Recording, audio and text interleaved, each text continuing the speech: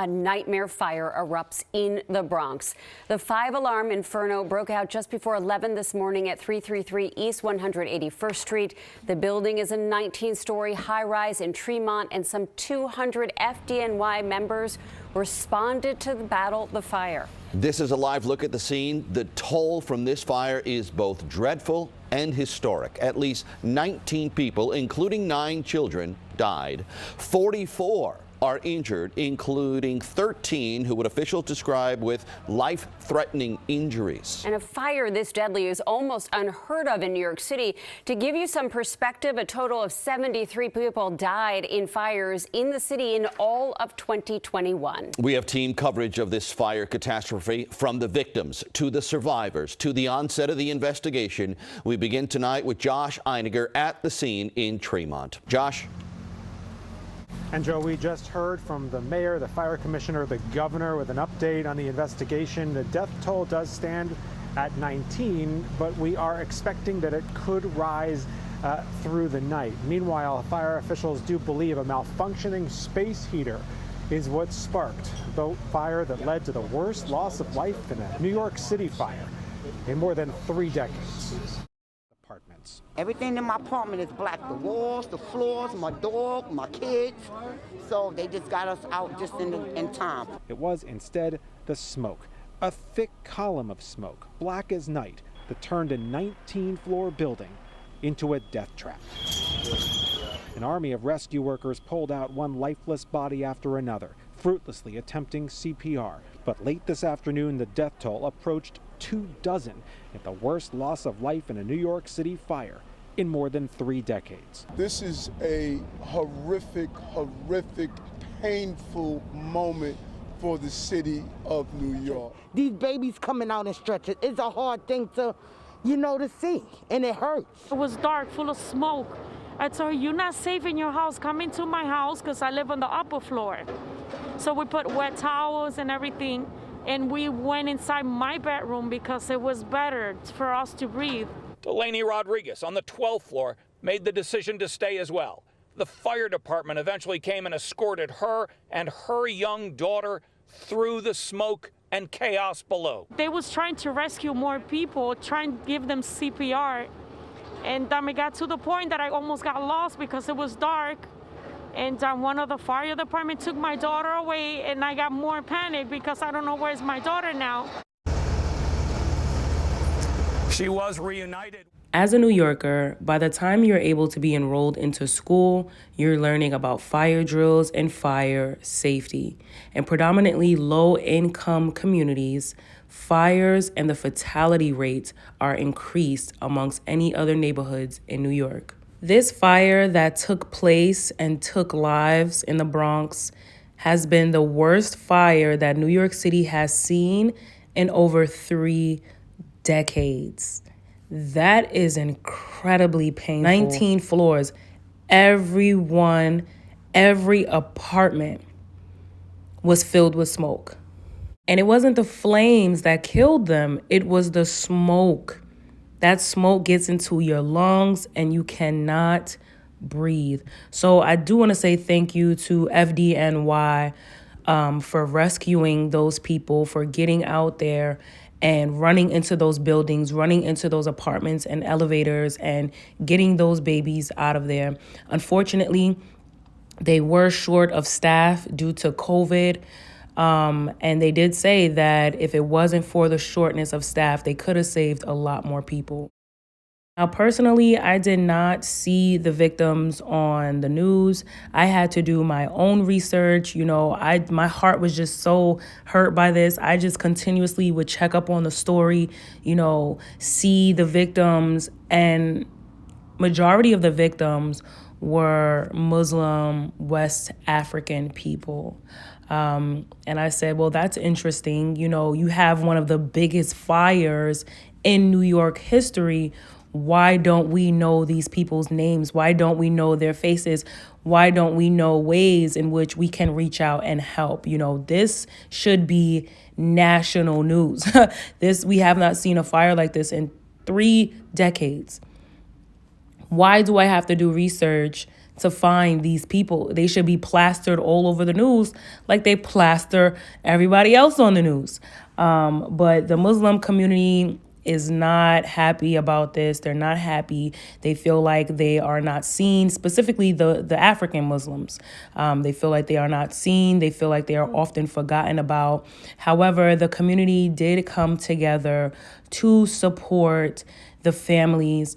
And Cardi B, she's actually a Bronx native. She actually donated funds to these families because many African families, they want to be buried back into the land.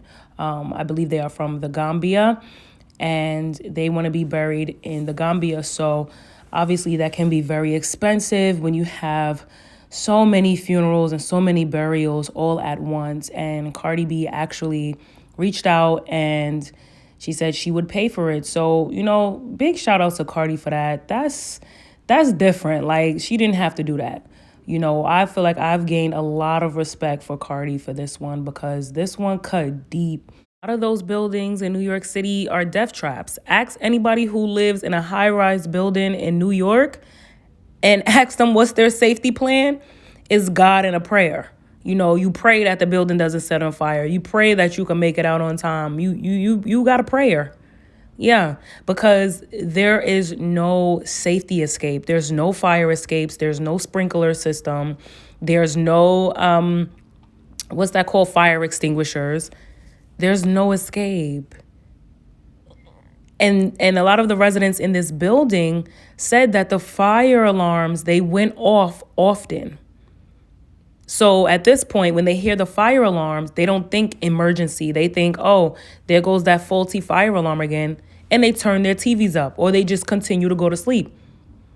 That's why a lot of people died as well. Now, we need to get into the fact of this landlord. I saw one article that said this was a private-owned building, but it does look like a government-owned building. Either way, why was there no heat in the middle of the winter? Because they could blame, oh, you know, they had the space heater. Yeah, they had the space heater because there was no heat in this building. Last night, it was 12 degrees outside. Can you imagine living in an apartment with 8 of your kids, freezing cold? One of the residents said, yeah, we either turn on the oven, we get space heaters. You got to keep warm. This is your survival. Why is there no heat in these buildings? Why are people paying rent but not getting heat in the cold, not getting water? Sprinklers don't work. Alarms going off every other day. Like, why are we paying y'all this money to live in these type of conditions? And then a fire happens and then it's, oh, it was because of a space heater. No, it was because this building was not adequate to have people living in here. It was not up to code. Where are the fire escapes? We need to put pressure on these mayors, on these governors, on these politicians to have safety strategies for people who live in these high-rise buildings because it's literally just a death trap. If you don't use a space heater, then you use your oven. So if you like the cold, you would love living there. Like her neighbors, Joyce Anderson is still struggling to come to terms with the horrific loss of life. How are you holding up? I've been a nervous wreck, really. Nervous wreck. I'm scared. I'm wondering what's going to happen. I'm not going to come back and live here after this. There are a little over 30 residents that remain hospitalized at local area hospitals with serious smoke inhalation and other health conditions. So we continue to pray for healing and strength for all of the residents that are currently hospitalized. Investigators believe it was a space heater that sparked the fire, but that the residents of the apartment failed to close the door behind them, allowing the smoke to blanket the hallways and the stairwells, where most, if not all of the victims were killed. All city buildings with 3 or more apartments are required to have self-closing doors. Doors like this one, which close automatically. Fire investigators here determined that some worked and others did not, including the door to the apartment where the fire broke out. You know, my family and I almost died in a fire when I don't even remember. I gotta ask my mom, but all four of us almost died in a fire. We lived on the 9th floor. Someone set something on fire and sent it up in the elevator, and we almost died from smoke. So this story, like, is so close to me. It's so close to me that it took me a minute to even do this video. I was going to do it when it first happened, but literally every time I press record, I just get so triggered, I start crying. So I'm proud of myself for being able to make it through this video, but this is it's just not right. Like, it's just not right. Children should not be dying from fire, from inhaling smoke. Like, people lost their whole families behind this fire. It's just not right. And New York City has to tear them buildings down and build them back up. These are low-income families, low-income communities, and it really looks as if, like, nobody cares. Nobody cares.